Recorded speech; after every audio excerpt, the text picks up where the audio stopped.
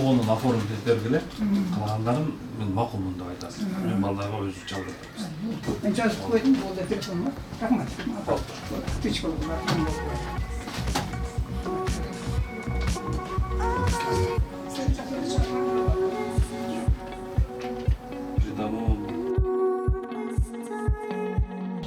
Так, позову. Уже, наверное, частично квартиранты где-то, ну, больше... Конструкцияға положение бар дегенде эми бар экен да. Общие жильцы. Анда 75% согласиясы керек ал жердегилердин.